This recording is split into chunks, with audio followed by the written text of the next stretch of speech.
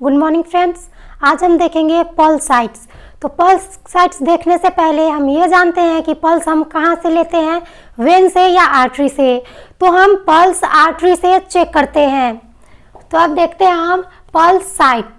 तो पहला क्या है हमारा, टेम्पोरल आर्टरी। तो टेम्पोरल आर्टरी हम यहाँ से चेक करते हैं। तो ये याद करने के लिए हम कुछ इमेज करते हैं ताकि हमें नाम में कन्फ्यूज़न ना हो, नहीं तो हमें नाम तो याद रहते हैं लेकिन कन्फ्यूज़न आ जाती है। तो फर्स्ट है हमारा टेम्पोरल आर्टरी। तो जब हम गुस्सा होते हैं तो क्या हो जाता है, टेम्पर हो जाते हैं। सब क्या बोलते हैं कि गुस्सा हो तो टेम्पर होता है। तो टेम्पोरल आर्टरी कहाँ से चेक करते हैं, तो यहाँ से चेक करते हैं।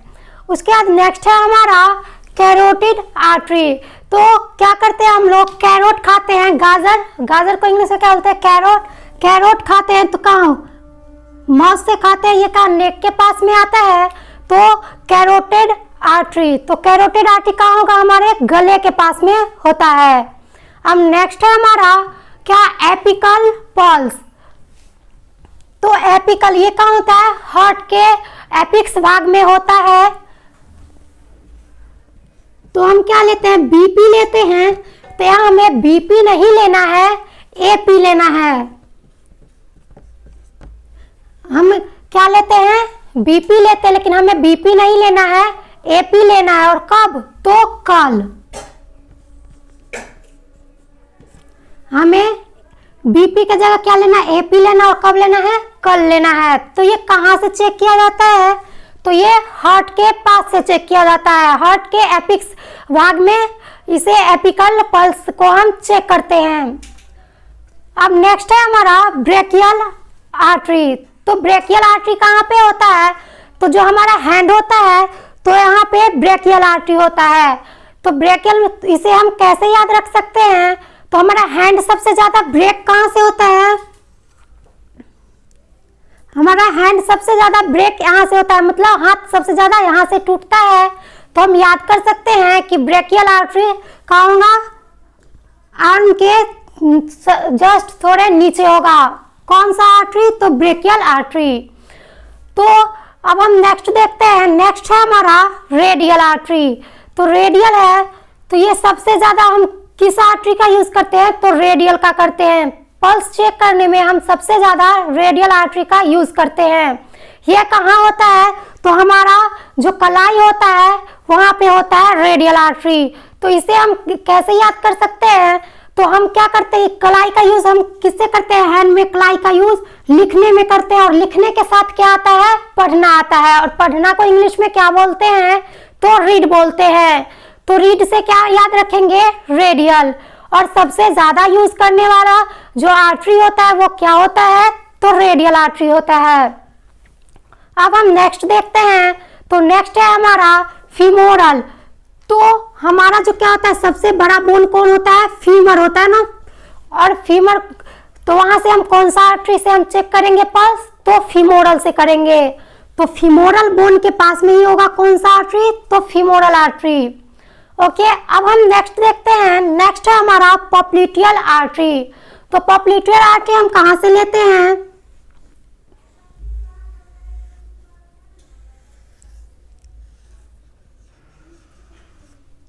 जो हमारा फुट होता है, पैर होता है, उसके घुटने में, घुटने के बैक से हम लेते हैं पॉप्लिटियल आर्टरी। घुटने के हम बैक से चेक करते हैं क्या, पॉप्लिटियल आर्टरी। अब हम नेक्स्ट देखते हैं, नेक्स्ट है हमारा पोस्टीरियर टिबियल आर्टरी। तो ये कहाँ से चेक करते हैं, तो जो हमारा पैर होता है वहाँ पे एक उभार टाइप का होता है का घुटने के नीचे, वहाँ से हम लोग कौन सा आर्टरी लेते हैं, कौन सा पल्स, तो पोस्टीरियर टिबियल आर्टरी। उसके बाद नेक्स्ट है हमारा डोर्सिलिस पेडिस। तो ये होता है हमारा पैर की उंगली, जो हमारा होता है क्या, अंगूठा, उस जस्ट मतलब उसी साइड में हम लेते हैं कौन, डोर्सल पेडिस। तो हम इसे याद से रख सकते हैं कि अगर हम साइकिल चलाते हैं तो पैडल, जो पैडल होता है उसे क्या करना है, जोर से मारना है। तो जोरसिल, तो जोरसिल नहीं, डोर्सिल पेडिस। तो ये कहाँ पे होंगे, तो पैर की उंगली जो होती है अंगूठा, उसके पास में होगा। पोस्टीरियर टिबियल आर्टरी कहाँ होगा? घुटने के जस्ट थोड़े नीचे जो थोड़ा उभरा हुआ भाग होता है वहां से हम लेते हैं पोस्टीरियर टिबियल आर्टरी। और पॉप्लिटियल आर्टरी कहाँ से लेते हैं? घुटने के बैक से लेते हैं। अब हम देखते हैं कि सबसे ज्यादा यूज कौन सा आर्टरी से हम करते हैं पल्स लेने में। तो सबसे ज्यादा हम रेडियल आर्टरी का यूज करते हैं क्या लेने में? तो पल्स लेने में। उसके बाद जो हमारा क्या होता है ब्रेकियल आर्टरी होता है, इसका यूज हम कब करते हैं सबसे ज्यादा? तो जब हम बीपी लेते हैं तो सबसे ज्यादा यूज किसे का करते हैं? ब्रेकियल आर्टरी का करते हैं। और एपिकल पल्स जो होता है, जब हमारा पल्स क्या होता है, जब बहुत धीरे धीरे मतलब बहुत स्लो वर्क करता है, जब स्लो चलता है तो हम किसका यूज करते हैं? तो एपिकल पल्स का करते हैं। तो सबसे ज्यादा यूज हम किसे का करते हैं? रेडियल का। उसके बाद ब्रेकियल का कब करते हैं? जब हम बीपी लेते हैं उस समय किसका यूज करते हैं? ब्रेकियल आर्टरी का। और एपिकल का पल्स का कब यूज करते हैं? तो जब हमारा क्या होता है पल्स बहुत ही स्लो चलता है, हमें पता नहीं लग पाता है, तो हम किसका यूज करते हैं? एपिकल पल्स का करते हैं। तो हम पल्स कहाँ से लेते हैं? तो आर्टरी से लेते हैं। अब हम इसमें देखते हैं कि हमारे बॉडी में जो होता है नॉर्मल पल्स रेट कितना होता है। तो बच्चों में सब पल्स रेट थोड़ा ज्यादा होता है, और जैसे जैसे उम्र बढ़ती है, एज बढ़ता है, वैसे वैसे पल्स रेट घटता है।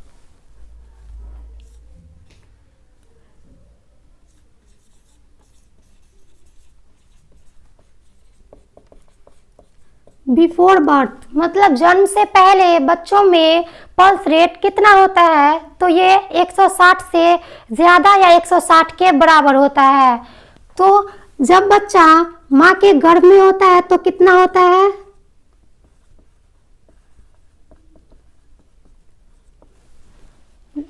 160 से ज्यादा या 160 के बराबर होता है पल्स रेट जब बच्चा क्या होता है माँ के गर्भ में होता है। उसके बाद जब बच्चा जन्म लेता है मतलब एट बर्थ, तो पल्स रेट 140 से 160 के बीच होता है। और हम पहले क्या बोले कि जब जैसे जैसे उम्र क्या होगी बढ़ेगी तो पल्स रेट कम होते जाता है। तो जो एडल्ट पर्सन होते हैं, एडल्ट, उसमें कितना होता है पल्स रेट? तो 70 to 80 के बीच होता है। और जब ओल्ड एज आती है तो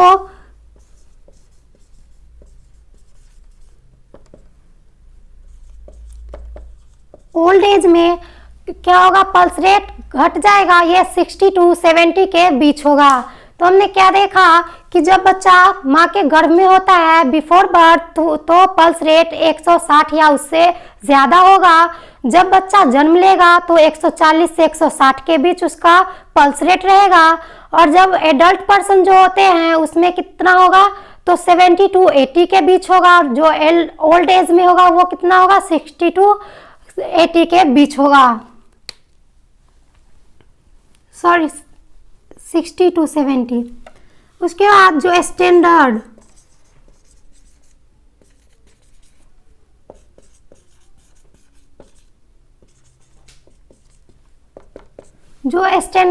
पल्स रेट माना जाता है वो 72 होता है।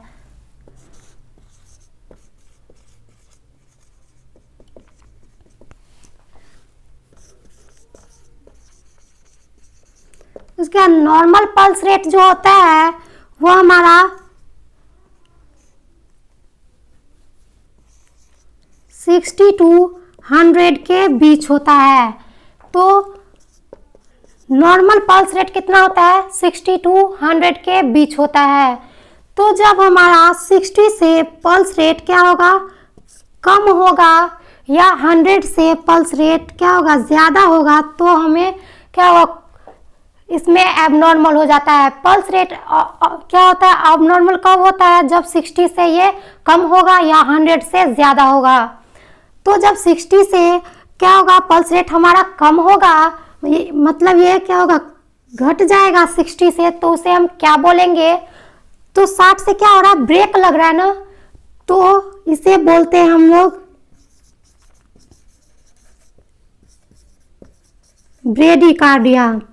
जब हमारा पल्स रेट 60 से कम होगा तो उसे हम ब्रेडिकार्डिया कहेंगे, और जब 100 से ज़्यादा होगा तो उसे हम ट्रैकिकार्डिया कहेंगे।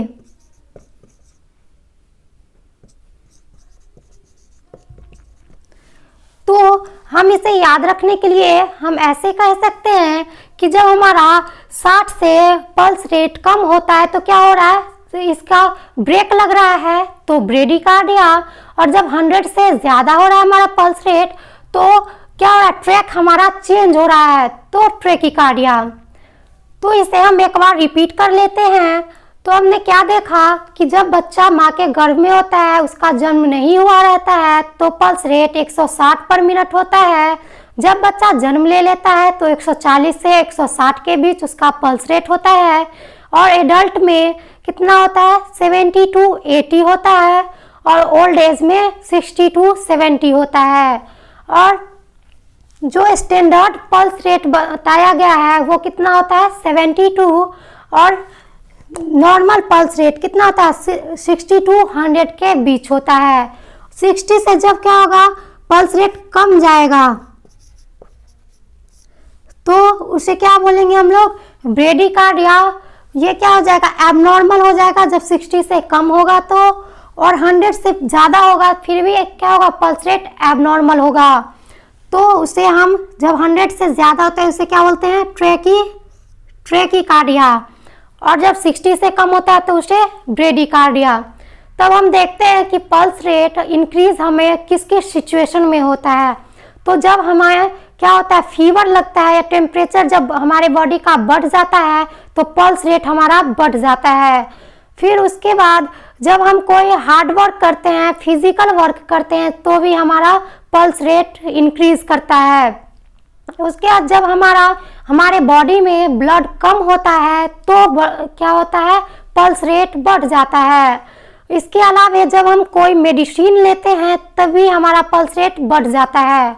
तो हम किस किस सिचुएशन में हमारा ब्लड क्या होता है, पल्स रेट बढ़ता है, तो फीवर लगता है, इट मीन्स हमारे बॉडी का टेम्परेचर जब इंक्रीज होता है तो पल्स रेट भी इंक्रीज होता है। जब हमारे बॉडी में ब्लड की मात्रा कम हो जाती है फिर भी हमारा बॉडी क्या होता है, उसका पल्स रेट बढ़ जाता है।